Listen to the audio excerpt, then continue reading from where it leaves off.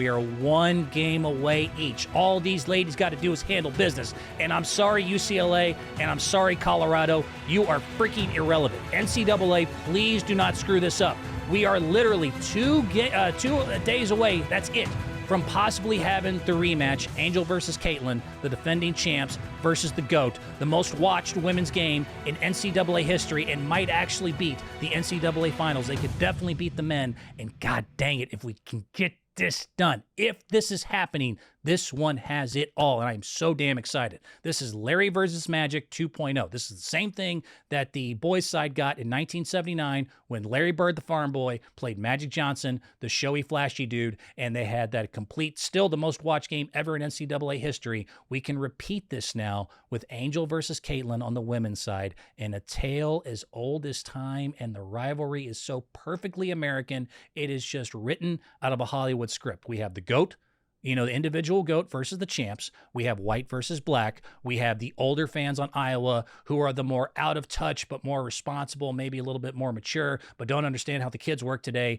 versus the other side where you have the younger, the more, impoverished, the more angry and frustrated. They can be immature. They have, they kind of hide in their feelings a little bit, but they're also the future and the movement here. So you got that going on. You have the sides that are picked, and it's really nice and just down the line, which is always great for a rivalry, is that both sides are clearly separated from each other, and that is always what makes a good rivalry, especially in this situation, of the idea that you're not just excited to see the one team win, you're almost more excited to see the other team lose. That's the key to a great rivalry. That's a key to some real good beef. Not that it's just you want your side to win, but that you almost even more are more excited to see the other one lose because you really don't like them that much. And that's what we have here. That's what's been building for the last year. Again, this is Larry Magic. This is the GOAT versus the champs. This is white versus black. This is old versus young. This is Larry, Magic. This is the Tom Patriots. This is versus the Marshawn Lynch Seahawks. This is Connor versus Floyd. This is Rocky versus Apollo. This is the OJ trial verdict.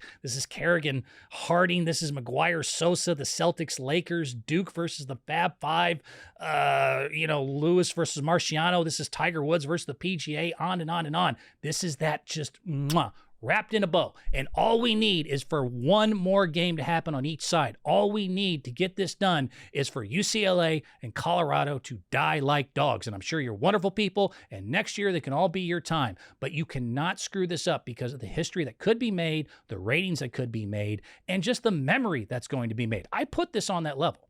It is so rare to get an actual rematch of this, just especially in college. Most of the time, once they fight in an NCAA championship, one or the other one moves on. It's very rare that they get the chance to go ahead and run this back. This isn't like professional sports where, like the Celtics and Lakers, we got to see them play over and over. This is a unique opportunity. And the fact that it's been so perfectly divided down the line is fascinating. And I put it up there. I put it up there with Larry Magic. Put it up there with Connor Floyd, Rocky Apollo. Let's get movies. Let's get into it. Let's get into the clear just deviation and separation that has really just gotten even just no one who gives a shit about basketball's attention. That's when it's really good. And again, the other part of this is really good is that both sides really almost want to see the other one lose more than they want to see their girl win.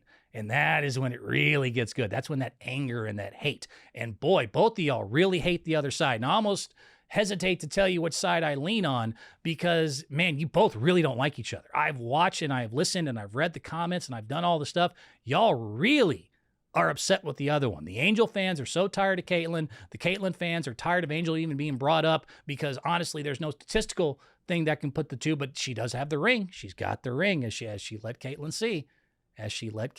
So this is just, I almost think it probably won't happen because I'm just wanting it to happen so much, but I don't know how, if you're the NCAA women's organization, that you don't fix it. I really don't, because it's that important. Again, I went through all the numbers and the ratings and everything else. This could be the first time ever in history that the women beat the boys straight up in an Elite Eight to Elite Eight comparison in television ratings. This will be the first time ever, and maybe for a long time coming, that they can say, we brought more eyeballs to our sport than yours. It's that level of beef, and it is so good. And I knew, by the way, let me delve off into this second part here. I knew everyone didn't like each other, but man, it's getting ugly. The Caitlyn stuff really is getting it's interesting to watch, and this is kind of the evolution of the star. Anyways, we love to build someone up and then tear them down. But man, Caitlin Clark. Let me talk about her real quick. I got this segment. I'm calling it the weight of the crown. If you can go ahead and put that up. Yeah, this is just. As much as I'm a fan, and maybe I should just look, it's pretty obvious. I'm on Team Caitlyn here. I want her to get her get back and then go on to take on some of the other girls there. The weight of the crown is getting heavy for Caitlyn. She is she's different right now. She's it's getting to her. This constant attention and eyeballs and pressure and now the hate that is coming her way. She's showing it. She's complaining on the court. She's moodier. She's brattier. Sure, her shot is off. She's not really playing with the same level of confidence that she once did. She kind of is hesitating, a la Klay Thompson in Golden State. Her own dad, and let me go ahead and pop this video up here real quick, Corey. This was an interesting one recently. Her own dad had to tell her from the stands, shut up. Stop whining. I have never seen that really happen. Go ahead and pop that for me here. Go ahead and, yeah, this is... You know, this is, again, she's the weight of the crown, man. She's bratty, she's moody, she's complaining. And her own dad, look at her, stop.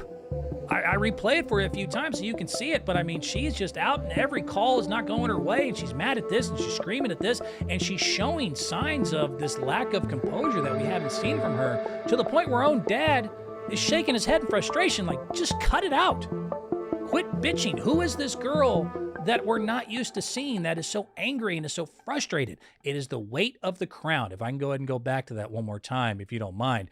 It's a lot, man. Y'all really are coming at her with a lot of just, and a lot of it's goofy. Let me clarify this part too. Caitlin Clark has been the best player in all of college basketball the last 2 years. You can take all of your, misplaced trauma or wherever this is coming from, whatever is going on or has happened in your life that makes you want to try to argue the dumbest point. And this isn't even just coming from somebody who's a fan. This is just statistical. Sometimes the sky is blue because it's freaking blue. Caitlin Clark was and is, so far, the best collegiate basketball player the last 2 years running. I don't know what to tell you. I mean, the hate, if you want to hate, hate. Everyone has a right to do it. Everyone has a right to dislike who they dislike. But when I continue to see internet comments that say stuff like, oh, this person's better, or she's overrated, or da-da-da-da-da, just so you know, one more time, she has been the best in NCAA basketball by a long shot. See what I did there? She's the #1 all-time leading scorer, men or women. Maravich, Plum, Woodard, they all went down. She's the #1 all-time scorer ever in a tournament with 191 points in a tournament. She's the only person ever to have a 40-point triple-double in the NCAA tournament, man or woman. She's the #1, again, leading scorer in women's basketball, and also is #1 in assist again. Everyone wants to say Juju. I love Juju. Juju. Just so you know, Juju is, again, 5 points behind in scoring and like 6 behind in assist, and is actually second in scoring with 5 points left. So Caitlin is now first in scoring, first in assist, and way ahead of Juju in every statistical category, including field goal percentage and three-point percentage. She's not just chucking, she actually shoots a better percentage. She is now the most watched NCAA woman ever by far in every single level. The most watched game ever, the most watched championship, the most watched Final Four. Her game versus West Virginia was just the most watched most tournament game, not Final Four related ever of all time. She is now #1 in NIL money. We could put that one up. It's the one that was actually towards the end if you want, but we can go ahead and get to it later. She's #1 in NIL money by a long shot at over $3 million. Ice Cube just offered her $5 million to come play against the boys and play in the Big Three in the WNBA's offseason. I mean, other than you don't like her and you don't like certain things, you don't like her fan base, go ahead and make those points. But again, when you try to make the argument, and I think I have a video up there if you can put that up just one more time when she breaks the record. I just want to hammer this home, and then I'm going to move on here. So for people trying to hate on this girl, again, she's the best in the NCAA that we've seen in the last 2 years by a long shot, man or woman. She's the #1 all-time leading scorer after Maravich, Plum, and Woodard all went down. She is #1 in all-time tournament points, 191 points in a single tournament. She only had the 40-point triple-double. She's #1 in NCAA women in scoring and assist. She's the only one who has now the most watched everything NCAA women. All eyeballs on her, championship, Final Four. non-Final Four tournament game. She is the number one in NIL deals. She is going to now be offered all sorts of money outside of professional sports and bring a WNBA struggling to an entirely different level. She's the best on the court. She's the most watched. She has every stat to prove it. She has every record in the world. You're going to have to just say, you know what? I don't like her and I want to see her lose. Say that and I'm happy with it. Say that and I'm fine because, I'm with you. I get it. We want to see it, but God dang it. I don't even want to talk about the rest of the tournament. All I want to see is LSU and Iowa get it on in this rematch. All I want to see is everybody, see what kind of ratings we can get out of this, see if they can, just change basketball forever, change the way we look at women's basketball forever, or is it just a moment in time? I don't know. Either way, it's major history, and we're just hours away. I swear to God, Colorado and UCLA, I do not care about you. I really need you to lose. And if you're even showing signs of a victory, NCAA women, I need you to fix it. Fix it. Whew. Feel better.